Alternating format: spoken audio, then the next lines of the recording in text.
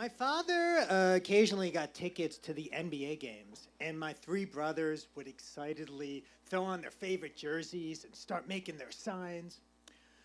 Meanwhile, I'd beg God to perhaps prove his existence by maybe giving me the flu, a dental emergency, or at the very least, just striking me dead. A few minutes into the game, I'd pretend to go to the bathroom and find the Miss Pac-Man machine, the only arcade game in the arena. Eventually, running out of quarters, I'd saunter back to the seats where my family was screaming and cursing at the Jumbotron. "You suck! Throw the ball better!"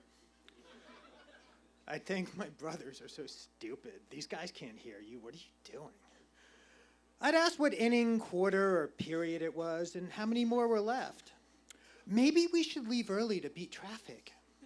My father, not taking his eyes off the game, would hand me a $20 bill, and I'd disappear to burn more time. People passed by in their oversized jerseys and novelty foam fingers, looking at the solitary figure playing video games by himself. I'd like to believe that a few other future homosexuals of America passed by, lugging their coloring books, dolls, or homework, nodding in slow identification with me. All of us hoping against hope that maybe, just maybe, the score would be so lopsided that our own fathers would decide that it was okay to leave early and beat traffic home. Yeah.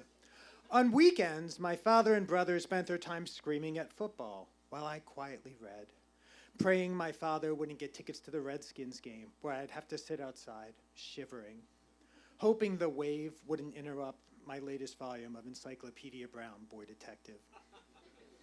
My family's love of sports was only matched by my equally powerful disinterest in them. These rites of male passage, which came so easily to my brothers, were strange and alien to me. It made me feel like something was wrong with me. I felt like an outsider in my family, but I was never given a choice. When I was 6 years old, my parents forced me to play on a soccer team because that's what boys did. I was in whatever defensive position could do the least harm. The other parents shouted encouraging athletic cheers at the sidelines. "Go, Johnny, kick that ball. Make a goal, Mark. Sam, great headbutts." I'd be on the field, facing the wrong direction. My parents pleading, "Leo, please just put the book down." I never understood why anyone would want to run around on a field seeing who was the best kicker or thrower. There were flowers to be picked. There was disorganized chaos to be had by spinning around in circles, spending hours trying to throw a football in just the right place or to kick a ball in the goal. It was boring. My childhood became a collection of athletic failures. I remember trying to catch pop flies with my dad and flinching with my hands over my head, shrieking anytime the ball got near me. My dad also coached the basketball team at the community center where I was put on the team, and I hid in the bathroom during every practice. I'm not sure why no one ever called me out on it. I guess no one wanted to mention the elephant in the room of why the coach's son was cowering in a bathroom stall. At 12, in a fit of delusional optimism, I joined a football team with my friend Mark. I liked the image it projected. Once I put on the pads and the uniform, I just became a regular kid who enjoyed doing regular boy things. I felt macho. Well, as macho as a 12-year-old can be, like macho light. At the first practice, I realized that football also meant running. And the other kids would hit each other with joy. Tackling is what they called it. I quit almost immediately. But my mother still used my team photo from my bar mitzvah sign-in board as if to say,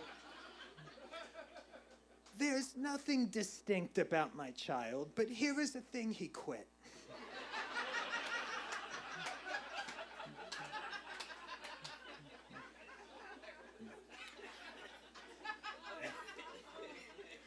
Finally, I reached those teenage years where my parents realized it was easier to just let me be.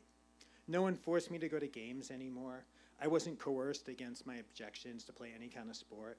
I relished the joy of not being constantly reminded what a failure at athletics I was. Then in my early 20s, a friend and I went to check out a running group that did urban scavenger hunt trails called the Hash House Harriers. It seemed goofy and non-competitive. At that point, I was not a runner. I still had nightmares from the Presidential Fitness Challenge, where boys raced around the track to see who was faster and who can do more push-ups or better sit-ups. I wheezed through my 10-plus minute miles, having no concept of what a mile felt like outside of it being endless. And who was this president to judge us on these stereotypical male activities? Not my president. I demand a recount. I decided I liked this group slightly more than I hated running, and I kept going back. It was fun, and it didn't matter how well I did. And after a few times, I could jog a mile. Gradually, I worked up to the longer runs and the 5Ks, and you know where this is going, and then I ran a marathon. I immediately set world records at each race for everyone with the last name of Dekelbaum.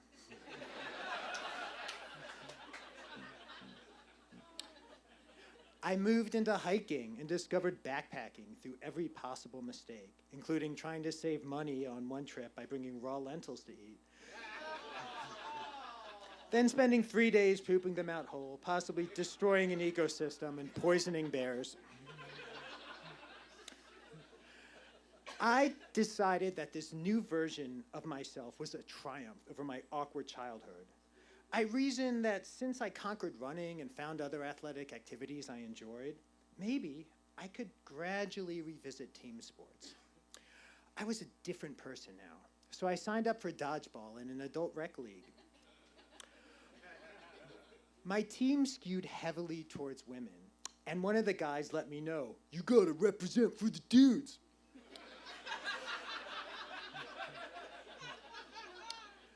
I nodded slowly, smiling stupidly, thinking, that's a lot of pressure on me, bro.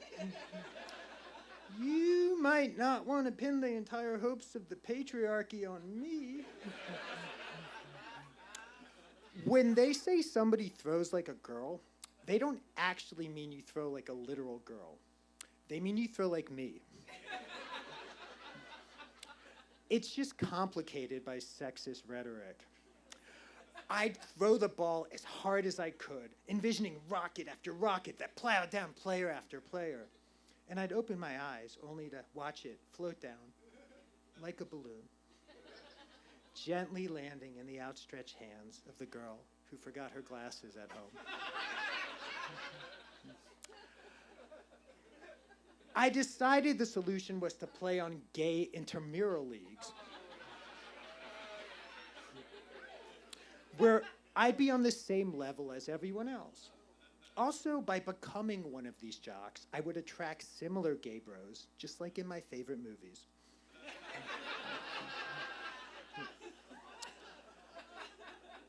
Actual photo my parents took of me as a baby. I began with football, where I assumed as a free agent, I'd be on a team where half the men couldn't catch or throw either. In the 25 years since I touched a football or even thought about it, I was convinced my skill had grown inside of me, like a baby. Desirable jocks would be in awe of my innate athletic ability. I ended up on the best team where the first question was, what position do you play? Not catching, not throwing, safety back? I spent my first football game deflecting every ball that came near me and allowing catches behind me, spraining my finger, and in general being inept. My next 2 games, it rained sideways and I hit on the sidelines, just like I did during my father's coaching days. In my final game, I sat in my car while the rain passed and quit shortly after. It's one thing to fail at sports when you're surrounded by straight men as an excuse, but failing at athletics on an all-gay team was just next level emasculating. Next, I tried softball, where I took up the position of least harm again, catching. No matter how hard I practiced, I never hit the ball out of the infield, and regularly let catches drop several feet behind me. One time I caught the ball in my glove and thought, take that 12-year-old self. But I was still the worst player on the team. Honestly, I just wanted to date the sort of guy who would play softball, but I couldn't fathom any guy seeing me on the field and decided that he wanted to catch for me.